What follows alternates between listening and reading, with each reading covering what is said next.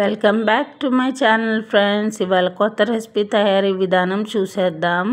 ముందుగా ముగ్గులు ఆయిల్ వేసుకొని పోపు గింజలు వేసుకున్నాను. లైట్గా ఆయిల్ అయితే వేసుకొని తర్వాత తరిగి పెట్టుకున్న సన్నగా కట్ చేసుకున్న 2 టొమాటోస్ యాడ్ చేసుకుంటున్నాను. దీంట్లోకి ఆనియన్ అవసరం లేదు.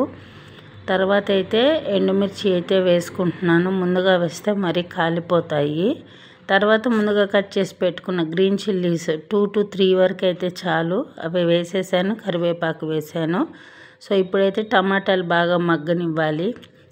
అసలు రెసిపీ ఏంటా అన్నది మీకు కన్ఫ్యూజన్లో ఉన్నారా ఫ్రెండ్స్? తప్పకుండా చెప్తాను రెసిపీ ఏంటో. ఫస్ట్ అయితే తయారు చేసే విధానం అయితే చూసేయండి. టమాటాలు బాగా మగ్గిపోవాలన్నమాట మెత్తగా. సో ఇప్పుడైతే పసుపు వేసేసుకుంటున్నాను తగినంత. పసుపు తర్వాత సాల్ట్ కూడా వేసేసుకుంటున్నాను. ఎప్పుడైనా ఉప్పు అయినా పసుపు అయినా మనం కూరలోకి వేసేవి మగ్గేటప్పుడే వేసుకుంటే త్వరగా అవుతాయి అని చెప్పాను నేను. ఇప్పుడు కోప్రా పౌడర్ అయితే యాడ్ చేశాను. ఇదేంటా అని చెప్పి చూస్తున్నారా? ఇది చాలా సింపుల్ అండ్ టేస్టీ రెసిపీ. అసలు ఇది లేని ఇల్లు అంటూ ఉండదు. ఇదేమేస్తున్నానంటే పౌడర్ కందిపప్పు, ఓన్లీ కందిపప్పే, వేయించలేదు.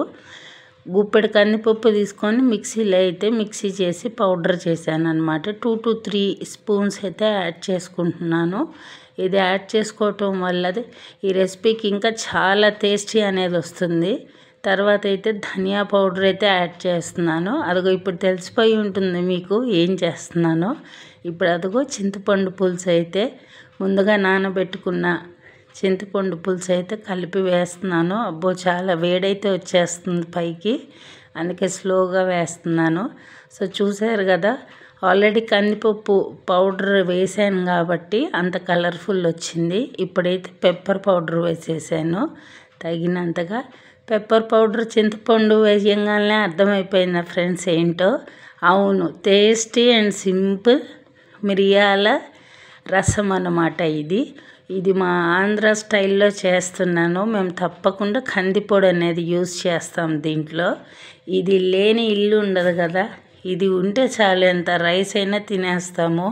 మెయిన్గా చికెన్ ఉన్నప్పుడైతే ఎప్పుడూ ఉండాల్సిందే రసము. మాకైతే ఎప్పుడు రసం స్టాక్ అనేది ఉంటుంది ఫ్రెండ్స్. దీంతో పాటు జస్ట్ ఫ్రై కానీ చిప్స్ కానీ అదర్ సైడ్ ఏదున్నా కానీ తినేస్తాము. తప్పకుండా ఈ విధంగా అయితే ట్రై చేయండి. కందిపప్పు పొడి మీలో ఎంతమంది అయితే వేసి మిరియాల రసం ట్రై చేస్తారో, మీకు నచ్చితే కామెంట్ సెక్షన్లో తెలపండి.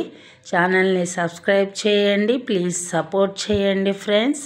నా రెసిపీస్ కనుక నచ్చితే తప్పకుండా ఈ రెసిపీని మాత్రం వదిలిపెట్టద్దు.